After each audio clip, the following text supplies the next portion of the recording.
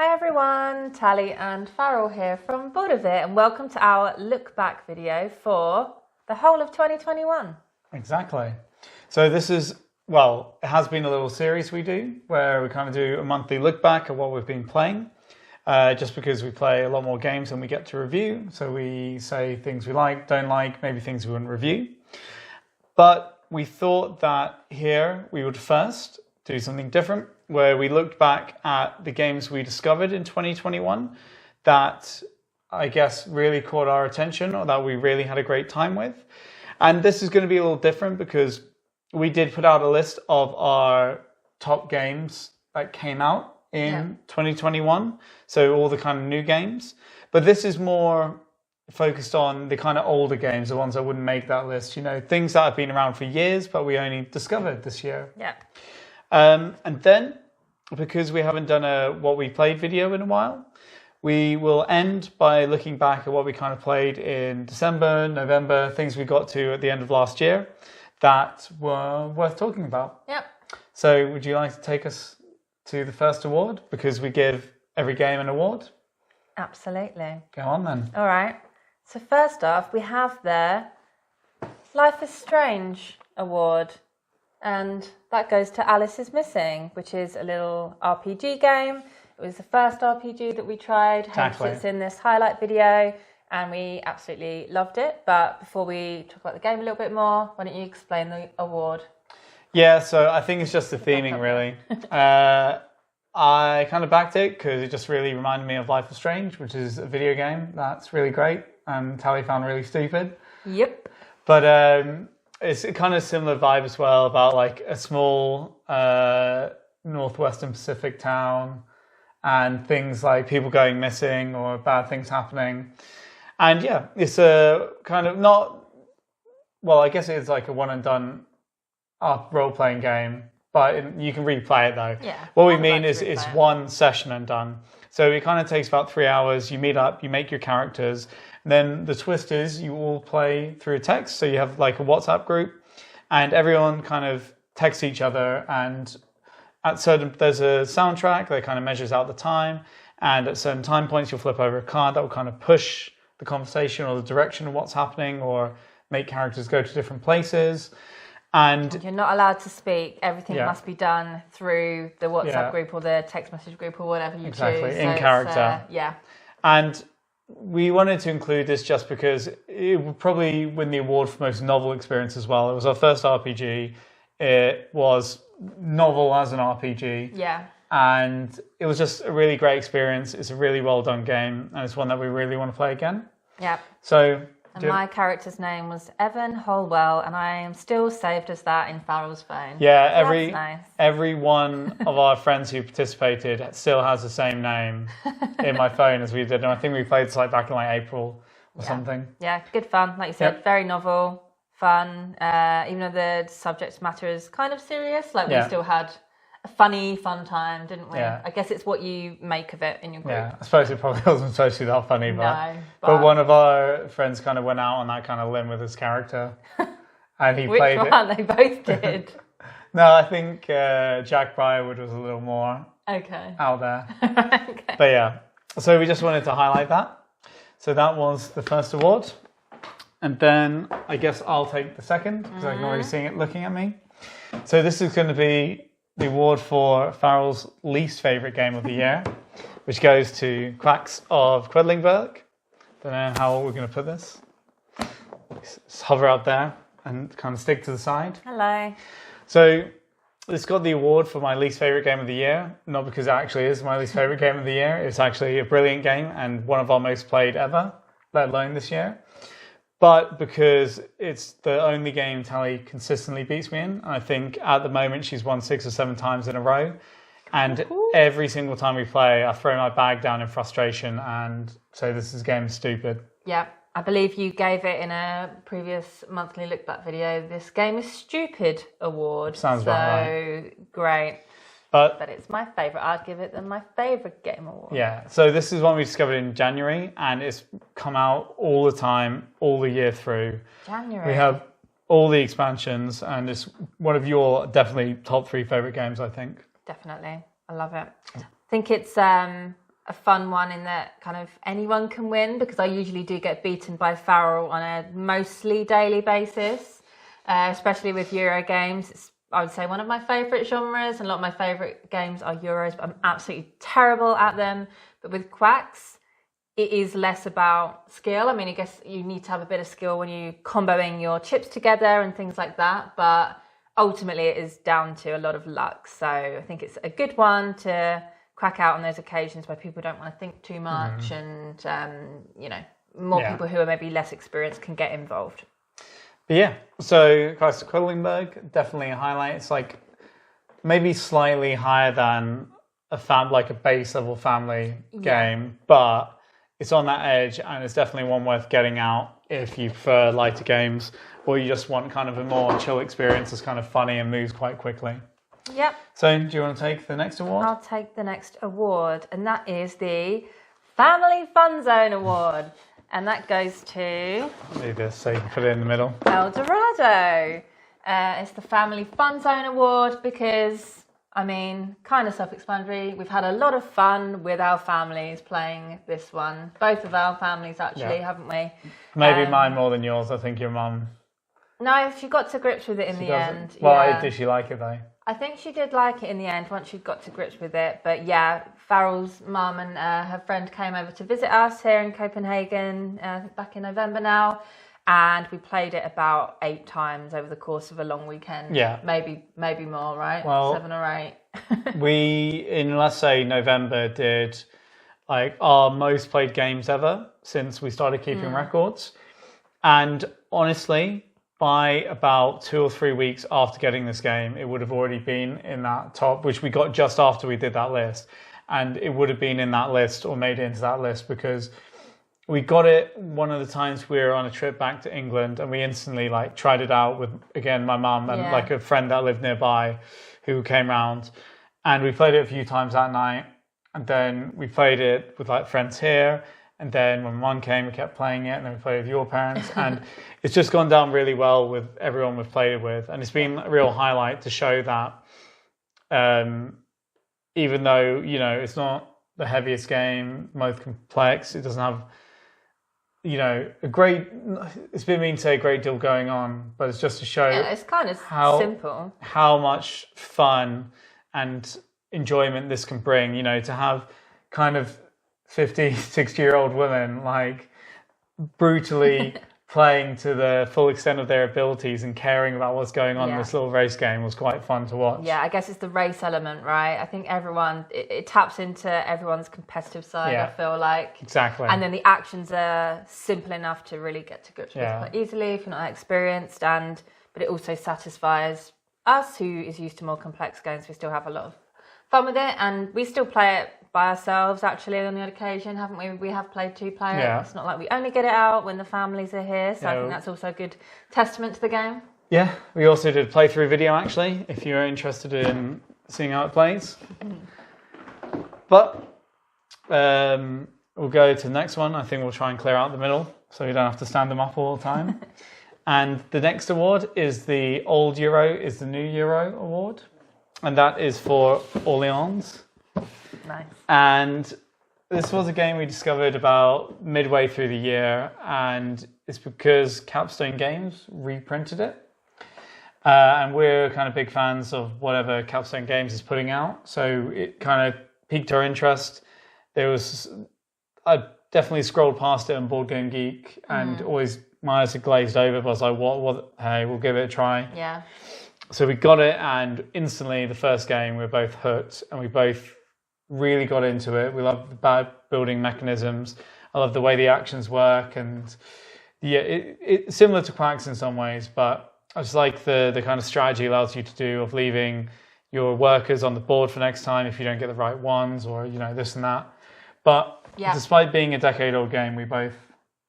Well, I named it my top 3. It was in our best games of 2021, even though we said it was games that came out that year. We cheated a little bit with this one since it was like a reprint. Yeah. But I named it my number 3, I think. No, we both did. We both did. It was actually. Like one one that we got in the same position. Yeah, exactly. And yeah, it's just fun. It plays pretty quickly, satisfying to pull the things out of your bag and then put them on the different actions where they match and get the most out of what you're pulling out of your bag. Yeah. Just the different tracks, and you're always getting kind of small rewards and things, so it taps into that element of fun as well. So yeah. I just think that it's, because it's like an old Euro, it kind of just feels different than other old Euros because of this bag building, luck drawing element. It kind of shakes things up, even though you are moving up on a lot of tracks. Definitely. But yeah, if you're looking for an old Euro, this was an absolutely stellar one that I'd recommend to anyone and be one of my first picks if someone's like, hey, let's get a beige traders game out. Yeah. So we can come to the kind of, well, we'll give this simple award of the best two-player experience of the year award. Or worst, I don't know which one to say. So this goes to Undaunted Normandy, which is a kind of two-player head-to-head World War II card-playing deck-building game. And it's kind of interesting because you have soldiers moving around the board and you roll dice to score hits, and then if your opponent hits you, then you lose a card permanently from the game and you're trying to complete objectives. And why don't you say why we liked it so much and why it took us by surprise? I guess, well, for me, when you first got this, I do sometimes judge games by their covers before I should. And I looked at the cover and I thought, oh, combat game, I know. Combat game, I'm not a big fan of combat games. And then we started playing, and I mean, the combat theme is really amazing because it really builds in with the tension that this game creates, but it kind of doesn't have to be a combat game, right? It's not territory control in that kind of way. I guess it is a little bit, but it's more about the cards that you're pulling, when you play them, how you play them. What you draft. And yeah, and exactly what you draft into your deck. So I was just really surprised by this. I also found it kind of novel, actually. I don't think we really had too much. I mean, we have card drafting games, but the fact that it's combined with kind of territory control, like usually ours are head to head and they're like kind of moving trackers different ways, like Twilight Struggle is a classic example, whereas this was head to head, but again like a combat game. Exactly, yeah. And we just really loved / hated. It's the most tense game. Exactly, it's so tense. I think a lot of the games that we've started, you look at the board and maybe one of us makes a move or two and you think, oh, the other player's just going to dominate me immediately. And then it always goes on for about an hour longer than we expected because someone manages to not get attacked or they retreat, and the game just keeps going and it is super tense. You get a little sweat on the brow every time someone rolls a dice or plays a card. So, yeah, exactly. Yeah. No, it's really good. So this is just one. If you're looking for a two-player game, and I think what's important here is that, as we said, it might look like a war game. I mean, obviously, if you don't like tense head-to-head games, then don't get this. Yeah. But I think I would almost recommend it for anyone that wants to play a game with their partner or a two-player game, because it's actually has a surprising easy barrier to entry. It's quite a simple game at its core. Like, honestly, in terms of how you play, because what you can do is determined by what cards you draw, and the cards you draw only have like 2 actions on them. So it's just about how you work within this kind of small frame, and gives you a lot of wiggle room, I guess. And because it starts with easier scenarios, right? Yeah, very easy, yeah. You know, gets more complex as the scenarios and the sort of campaign goes on. So you could also just stick with the early ones. Yeah. But this is 100% recommendation if you want a two-player game. And it was probably our favourite of the year that we discovered. Yes. And we have a new one that we can tease. Caper. Yeah. Oh my. We're not going to talk about it in this video, but we will do a review at some point. And I'd already call it for my top 10 games next year. Wow, top 9 bold. list. Yeah. I'm pretty sure. I can't see it. I can see us playing it like 40, 50 times this year. You could definitely be in the most played for sure. Yeah. And yeah, I mean, I love it as well. We actually filmed a playthrough video of that. So if you want to check that out and see how it plays, take a look at that. Yep. But the next award is the Welcome to Moira's award, and that goes to Irish Gauge. And that award has a bit of a meta niche reference there. Do you want me to explain it? Or? Go on. So is go it on. phone jacker or face jacker? It is. Do you know what? I actually can't remember. I think it might be phone jacker. Okay, well, they are on the phone, I guess. Yeah. So there's this old, what would you call, like prank show from England called Phone Jacker or Face Jacker. There was different ones. And there's this one, the only one I've watched, because I didn't watch it, but you did, that you've showed me. It's this prank where they pretend to be like an automated speaker at an Irish takeaway. And so it's basically just annoying people. In a drive-through, like at McDonald's. And it's basically just like annoying people by pretending to be a broken automated system. And so these Irish people getting really angry. And it is incredibly funny. But it's because the whole point of that skit is that it's very antagonistic and to wind people up. And that's what this game is, and it's Irish. So it ties in nicely. Oh, no. Oh, no, not the gauge. Ties in nicely at the end there, full circle with the reference. So I think this was one we also first played very early in the year, and we've continuously gone out throughout the year. And it's almost like a party game, except it's not, but it kind of comes across as that. And I'm sure a lot of people say this if you've heard of Irish Gauge, but it's kind of brilliant because it only has 4 actions you can do on your turn. So it's quite simple to learn. The rules are on an A4 sheet of paper, it plays in under an hour. And it's completely interactive and kind of everything is driven by the players. Yeah, exactly. And every time we've had it, we've just had so much fun.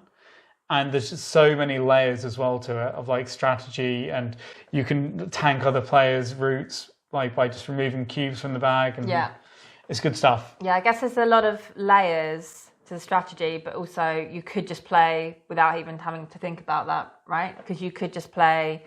Go to the auctions, buy the shares in the rail companies, put the trains on the map and be done with it. But then if you want, you can think of deeper strategies like, okay, I know the other player doesn't actually have any money, so I'm going to start an auction for a share in their company because I know they can't do anything about it, and just these kind of back and forth things like this. But yeah, like you said, for me, when we did get it out originally, it really did feel very much borderline party game because of the interaction and actually what happens on the board is... Yeah, there's a lot of antagonistic behaviour, there's a lot of laughter. Obviously, it's always annoying when someone does you over and buys into your company, or there's just so many ways this game can shake out, and it's such a great small box that it really was a highlight of the year in terms of that lighter game. Like, we even played it with my mum once and she really enjoyed it and did pretty well. So it's of that level as well that you can kind of introduce it to anyone and you're going to have a good time. Yeah, and it also looks really charming out on the table. Exactly. So, yeah, this was, I guess, one of our more preferred social games of the year to get out when things are a bit lighter. All right, so going to a game that you can, judge it by its cover, is, well, the award is... that I'd rather have a root canal award, and that goes to Graham and Roll. Yeah, and this one, I feel a bit bad because we've bashed it so much. Well, we won't bash it too much here. It's just to say that this was probably our least favourite game we played this year. Well, it is. Ever. That's why it's here. Ever. That's also true, actually. Monopoly. I feel mean, but oh god, I haven't played Monopoly in years. Can't even remember the last. I know that name in years. But we've said it before, we won't dwell on it too much, but it is really rare that we play a game and just instantly don't ever really want to play again. No. We're usually very happy to persist with the game and play 5-6 times even, just to really make sure if we do like it or don't like it. Well, I think not even that. It's just we're quite good, I think, at like enjoying a game even if it doesn't blow our socks off. Yeah. And like just having a decent time, being like, yeah, that was interesting. Yeah. But this was the one game that didn't do that. No. So it's making me stressed. Yeah, we tried. So I guess the only thing I want to say here, so we don't bash it too much, is that we recently did a kind of quick fire review of roll and write games, and that was, so we had 5 different roll and write games, and one of them was Roll and Roll. And because we hadn't played it since we kind of first got it because we didn't like it, I thought, well, let's play it again to make sure that we're not just being mean and that, you know, get through. I think we spent 40 minutes playing it and we're just like, we both can't do this. Like, we're both so miserable, and we're just like, nah, just ditch it. I think you seemed like you were having an all right time, actually. I think I was moaning a bit, and then in the end you were like, let's just stop. Yeah. And I was like, oh no, we can carry on. I'm just being moany. He was like, you're like, nah, I can't do it.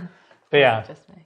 So that was Roman Roll, but it takes us to, in a nice segue, to a kind of little award that we want to call the Genre of the Year award. No, I know, but this is just because it's a nice segue from Roll Nights. That's so, interesting way of doing the ordering, but yeah, go for it. Yeah, well, we just want to say that we're going to award, I suppose you're right, but we're going to award the Genre of the Year for Board of It to Roll Rights. Yes. Because it was kind of one of the genres we discovered this year, and if you totaled up the games, like amount of plays in that genre, I think it would be any other genre. Yeah, we acquired an amount of Roll Rights this year. As Farrell said, we discovered it this year and then got a few more like quite quickly. Yeah. So now we have a good collection of Roll Rights, and just always good to get out a little Roll and Write if you're not feeling for something heavy. Traveling, they're really perfect for as well.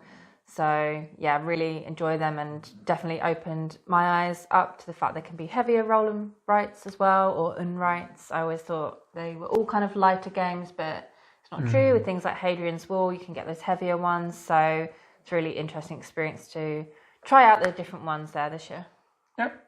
So then I can do this last go award. on. It's not the last one. Yeah, of course. Oh But- my goodness, we have a lot of highlights for the year. Yeah, I'd say, as always though, maybe don't put the box up right. Okay, so the award is the Spending Too Much Time in the Pub award, and it goes to Nina Valier, which I'm not going to put the box up right. Because all the coins go everywhere. Yeah, and it's a right old mess. This is a really cool set collection game about recruiting a dwarven army, going around to different pubs. And I guess similar to Irish Gauge is one that we get out time and time again. It's not like a game that we played a lot and then put it away and then didn't get out for a long time. It seems to always kind of be continuous on the table. Played it twice on Christmas with our friends. Played it twice on Christmas, that is Christmas true. level game. I think it gets, requested by our friends sometimes as well, just as like a small warm-up or cool-down game. And it's just a lot of fun because it has that bidding element, and we took it on holiday with us when we went to Greece, didn't we? Really cool to sit around the table with the sunset playing some Nida Valier. But yeah, I think I don't have too much more to add. This is just the perfect kind of, I guess, filler game. Filler games may be a bit too harsh because we have also, it's one of our most played, I think, just from this year. But yeah, it's a brilliant bidding set collection game that I think is simple enough to be shown to a wide range of people. Yeah. It's one of the ones that I think we'd always want to have in our collection as like a nice little fallback game. Maybe if you have a newcomer or something like that. Yeah, don't think it's the type of thing you'd ever really get bored of, or for us, I don't think we'd ever want to. We'd never get bored of it. It's just, it's always fun. Okay, so now we come to the final award for our, I guess, highlights of 2021. And I think you can introduce this one as well. Yeah, the award is the Working in oh no, I messed up the award now. Oh no. Working in an Amazon Warehouse award. There was too many A's in there. Yeah, tricky, tongue twister. Tricky. And that goes to Kanban EV, which I did name as my number one game to come out of 2021. It is one of my favourite games generally that we have, I think. It's about a car production facility, electric vehicles, and it's by Vital Lacerda, reprint of one of his older games. Well, the older game like Kanban. This is Kanban EV. I just love it, and I can't put my finger on sometimes why I love it so much. Just very satisfying, very pleasing. A really cool mechanic in there, in that you have the mean boss called Sandra who goes around and checks all of your work. And Which is the name of the award, right? Yeah, she's like, stop! And then what is it? You can work like 4 shifts in one day. Sounds like working at Amazon. Yeah, exactly. Yeah. She doesn't let you pee and stuff. No time for that on the factory floor, Exactly. making cars. Negative 5 points. Exactly. So, yeah, I think just included this because despite this being a big, heavy Vital Lacerda game, it would be on our list of like most played games of the year, for sure, which I think is quite an incredible stat considering, like, look at the size of this thing. It's Vital Lacerda, which shows like how good a design is and how much we liked it. Yeah. So this was a real nice discovery as well this year, like as a good classic Euro. Maybe the favourite, I think, of both of us that we played last year. Got to find room. Oh. All right. So now we're going to come to kind of what we played December and November. So we've done with all of our highlights last year, and now these are just little ones we've been playing recently. So I guess why don't we start with our most recent review? Yeah. Mantis Falls. Yeah. And Mantis Falls gets the Twin Peaks Award. I mean, the amount of Twin Peaks soundtrack we've been listening to, it Because of goes this through my game. dreams sometimes. Yeah, I mean, I already thought the soundtrack was banging, but tune. Yeah. So, go on, when you... Explain the game? Yeah. Yeah, so Mantis Falls is a 2 to 3 player social deception game, which is sometimes cooperative, but sometimes it's not. The little twist is that sometimes you are both working together to complete the game, other times you're against each other, but you don't know that, right, until it's revealed what character you are. And it's set in, the theme is really cool, a mob-ruled 1940s town. And essentially you are a witness who has seen something that they should not have seen, and you have to get out of the town tonight, otherwise something bad is going to happen. So you're moving your characters card by card, which represents steps on the road. Different things might happen on that road. And every round you play different cards, which can be actions to help you make it to the end of that road. Or maybe you get injured from an ambush, so you need cards to heal. But if you are the assassin, of course you're trying to kill the witness before they get to the end of the road. But obviously you can't let them know that right away, because otherwise they could just turn around and kill you, and then you both lose. Yeah. So this is one that, I mean, we've played like, gotta be 8+ times now.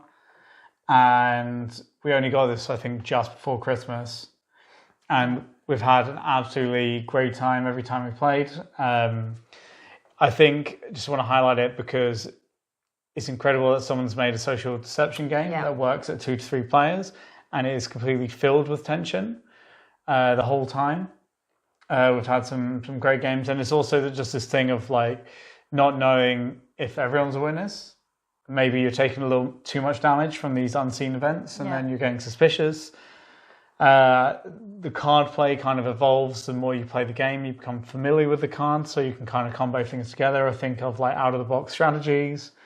And it's just a really, really terrific game that we've thoroughly enjoyed. I think the production quality really adds to the enjoyment, because it is so thematic, and the artwork and everything can really transport you to walking along this dark road with someone that you don't really know, and are they trying to kill you? And it's done incredibly well. Yeah. So I'd say if you like social deception games, but you kind of most often play with your partner, this is like a perfect game. I really enjoyed this one, and this could maybe be another contender for Game of the Year list. Maybe early days, but I mean, I do really love it. Very early days. Yeah, but yeah, no, it's really novel, isn't it? And a real highlight. If you want to check out our review of that, we can link it below, maybe. Yep. All right. So next up, we have the Row, Row, Row Your Boat Award, and that goes to Boone Lake, which is the new or latest release from Alexander Pfister. Very Alexander Pfister, a lot of kind of mechanisms that are feeling very familiar from games like Great Western Trail and Maracaibo, maybe with some new twists. Yeah, no, I don't know. I'd say I find it quite unique. Like, nothing there is unique in terms of pulled from Euros, or maybe some parts like the card play is very reminiscent of exactly the card play from Maracaibo, for example. But I do think that the way it works is quite unique to any of his games. I do think it feels like a novel game from him. Just nothing in it is novel. It feels familiar to me. Yeah, when you put all the different things together, then it does kind of like combines together to feel more unique. But nothing in it is particularly crazy. But yeah, maybe the way it's been put together makes the whole game unique. But it's set in, I think you're supposed to be creating a new utopia. Not entirely sure. I mean, so I think it's going to be our, next review. I think maybe coming out after this video. Yeah. And we'll go into a bit more in that. But I think one of the biggest issues with the game, so it is a good game, like we can get that out of the way. But I think one of the biggest issues that kind of hurts the game in a lot of ways is that it is almost utterly themeless. The theme is so thin. Yeah. And then because of that, the actions and what you're doing doesn't really tie into anything. It's just like very generic. Oh, you put a man on the board, or I think inhabitant. Oh, it turns into a house. Oh, it turns into a settlement. Oh, there's a cow on the board now. And it's just like everything's kind of really, it doesn't, and there's some really weird kind of little things around the edge that add a lot of complication, but don't really add much to the gameplay. Yeah. They don't give anything, and yet they just make it more tedious to teach and to learn and to play. And again, I think the theme there, if there's any kind of theme to hold it together, it would like help you internalize those rules. But I think we did teach it to some friends, right? And I think it was kind of difficult to teach, actually. Yeah. It took quite a few rounds. I mean, for me to get it as well, I think I had to definitely play a second time to feel confident in what I was doing. I think both of us, it took like I would say that it's a kind of rare game that takes me more than like the entire game to get it, and Boon Lake was one of those. But my problem is that it doesn't it's almost like it doesn't deserve to be that way, because it's not that complex. It's just like the weird edge stuff. But I think one of the things, like the biggest stumbling block for one of our friends who's kind of new to board gaming, was that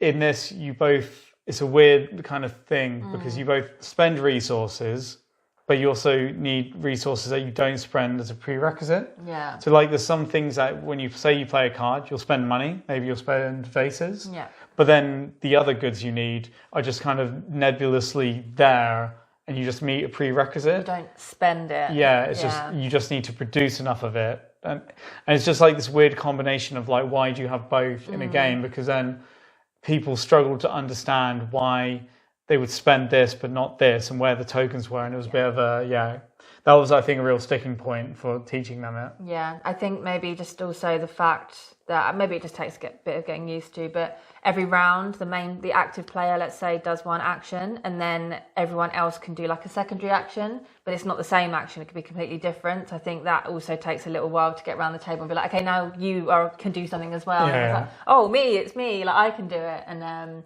I mean, I quite like that element of the game, but I'm just saying I think it can mean it's all these different things. It means it can be quite hard to get your head around. But I will say that, so there's a kind of rondel system of choosing the actions, and the fact that on every person's turn there's a kind of group action that everyone does, and these can be actually like main actions.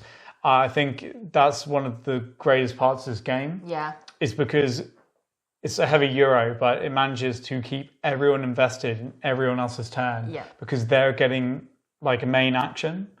So it's I think there's a lot of really good little design choices in here, and then a few weird ones. But no, it is a good game. But we're gonna put out that review. I think if you want to know more, you can learn more in depth for that.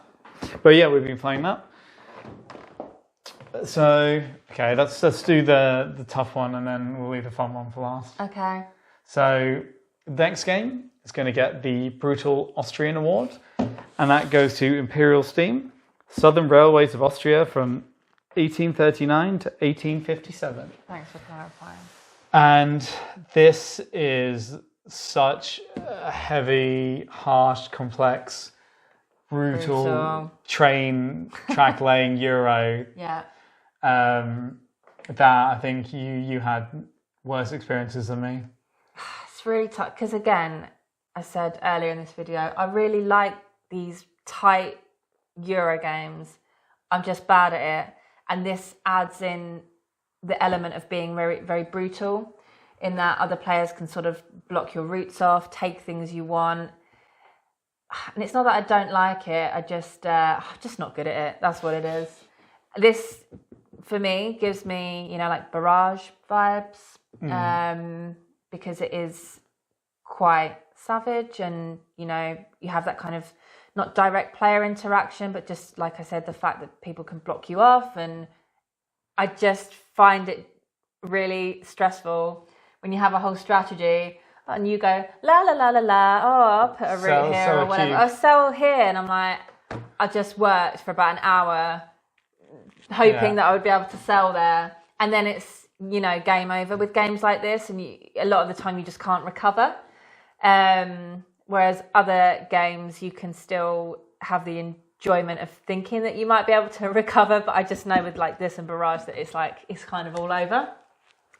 But that said, I do really like it. Do you? Yeah, I do like it. I'm just not good at it, and that can just be frustrating as well. I'm a bit ambivalent on it in that I think it's like a good heavy Euro, but I have a few problems with it. And it's actually not necessarily with the game design itself. I think the game design is quite good. I think the way everything interlinks is quite interesting. Yeah. There's a lot of actions that all kind of play into each other and different routes you can go down. So it's a game where you never have enough of what you need, and suddenly until at the end you do. But what I've found is it's one of these games that the first time you play, you kind of all scrape together, I don't know, let's say like 50 victory points. Although here it's who has the most money, but let's say you scrape together 50 victory points. And then once you learn the ropes, you're getting 1,000 victory points, or money in this case. And it's like once you've cracked it, you've kind of cracked it, if that makes sense. Yeah. And I think I've not cracked it. And I think for me, like I kind of cracked it, I think even in the second game. Yeah. And once you have that, because you can actually, if you only play like say 2 or 3, you can kind of stay away from the other players. So you don't have that like interaction so much, maybe a little bit at 3, but you can kind of like go away if possible from other players and kind of stay out of the other player's way, and you've cracked it. It kind of follows for me the same formula. Yeah. Because you start in the same space every time and you have to work your way out in the same way every time at the beginning. And I just found that I feel like it become really repetitive or like boring. But that could just be I'm not really a worthy opponent. I could be really, if I was smarter, getting in your way, taking things you need on purpose. But I think the problem is though, is that you almost can't, because if you think about it, so you build tracks, right? And it's quite hard to do anything in this game. Yeah. But if say you laid your tracks first and you went to the right, and then I was like, okay, well I'm going to the left. Like it's so much more effort for you now to come after me. Do you know what I mean? Yeah. I just come after you from the because beginning. It's also a race to get to the bottom of the board, to this one space. It's like there's no benefit of wasting one turn, and that could cost you getting to that space in like hundreds of dollars or guilders, I think. Yeah. But yeah, because you start in the same place and you kind of end up building your engine up the same way. I found it like each game felt kind of similar to me. And once I'd got to that point where I was like, I was not really that worried about money from halfway through the game, it kind of loses that edge because I'm not having the player interaction because I've gone to the left, and I'm not having the worry of getting things out because it's all going well for me. Yeah. Can't relate. Yeah. But anyway, so that's my main worry. I think it's a well-designed game. I just worry that if you play at a lower player count, it will just get quite repetitive and I might start to lose interest in it. But I think we haven't reviewed it yet, even though we've had it for a while, because I do want to play it with 3 or 4 more times to make sure before I call a verdict. Yeah. But yeah. So now we'll end with the funnest game out of all of these. This is a new obsession. I could call this already early days game of the year. Probably. So we've got 3 of our top 9 of this year already. Good. Sorted. See, we're getting out of the way early. So what's the award? I can't remember. Okay. The award... Something about Crazy Face. No, the award is the Psychic Head Explosion Award. Oh, yeah. For mind management. So, do you want to? Because I went into Imperial Steam. Yeah. So, this is a hidden movement game in which you are, or one of you, let's say you're playing as a 2-player, because that's how we have been playing mostly. One of you is a recruiter, recruiting secret mind agents, psychic agents, right? Yeah. And the other person is trying to stop the recruiter, so they are the rogue agents. And you have a big board with different squares on, and they have features on them, which are just kind of landmarks, but they're kind of crazy landmarks. And the art direction and the style here is I find it super cool as well. But the recruiter behind the screen has a mini version of the board, and basically it's you have a marker pen. So you write on the board and you say on the board which steps you're going to, basically square by square. And you go around the board recruiting your recruits based on where you are in relation to these features. And the rogue agent is trying to capture you. So they have some different features and mechanics in order to try and figure out where you are on your secret board. And then they move in, capture. Yeah. So no, I'm not in that square. So on one hand, so in almost all the games so far, you've been mind management. This is one that I can win as well. And I've been the rogue agents. And so Tally's, she's moving around secretly behind a hidden board. And as the rogue agents, I kind of can ask some questions. So I can go to one of these features, like a square with a feature, and go, have you been anywhere with the thought couriers? And then she says like yes or no. And if yes, she has to put like a little marker down. But she can put it on anyone she's been to. So it doesn't necessarily tell me much. But then I can go to that foot marker and say, when were you here? And then she has to tell me. Yeah. And so I try to track it down like that. And there's a few other little, like more and more comes into play the more you play. But essentially I want to narrow down where she is. And then if I'm in that space, I'm like, capture. And then if she's there, I win. And if she contacts enough people or if she kind of longs the game out, she wins. Yeah, and as the recruiter, you also have some immortals helping you out. So it just adds another little layer of strategy. In the first game, they just advise not to play with them. So you do kind of the baby scenario and then they get added in. So I can also move my own sort of agents around the board to make sure that you can't ask me questions or block you off from capturing me. So there's a lot of different things going on either side to try and fool the other person, I guess, as well. But yeah, this has become quite, it's just because it's so fun. Yeah. And it's like tense, but I guess not tense. It's like a fun tense, but just the whole theme and the vibe is like so much fun and it's put together really well. And as you were saying, the art design, I think, helps a lot. And what's really great is that, so you have this base game, which you could honestly play. Like, I would have been happy playing the baby scenario like multiple times. I think a lot of times I'll get bored because obviously the fun's tracking someone down. Then you have kind of the main game, let's say, which adds a bunch of stuff. It gets way more complex. And then every time someone loses, you kind of open a new pack of stuff that adds new abilities and new kind of characters maybe.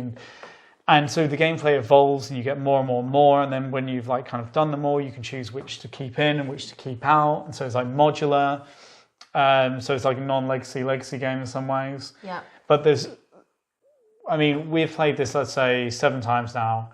And I think we've only opened 1 box each out of 7 each. So like 14 boxes, we've opened 2. Wow. And there's all that to go, and we're just having a great time. Yeah, it's great that you can play. I think this, I know it's not exactly the same type of game because Mantis Falls is social deception, this is hidden movement, but I do think it's kind of cool to have a game that plays really well with 2 players. Yeah, so that's in this genre, although you can play with more, but the recruiter is always on their own, right? Yeah. And it's a team of rogue agents against that one person. So I think, it's 2 to 5, but they kind of say that I think it's best at 2 or at 5. Because I think because it is really kind of a head-to-head battle, and having more people on the rogue agents makes it, because it's already like hard to deduce, and you kind of have to control everything. And then if you split that amongst more players, it becomes like harder because you have more voices.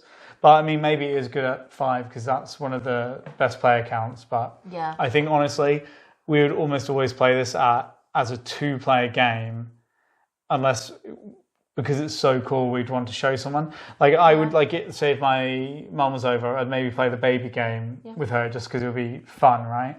Definitely, yeah. But yeah, so mind management. I mean, I'm also sure that we'll be doing a review of this.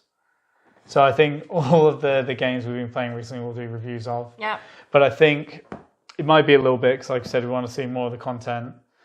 But yeah, so I think that's all the games. And coming up on the channel, we're going to do that review of Boone Lake, which is going to come out after this video. And then I believe we're going to do a kind of Nemesis special video where, because Nemesis Lockdown is filling out and we've been playing a lot of it, and we also have original Nemesis, we're going to kind of cover, what is Nemesis Lockdown, what's the difference, which one should you get?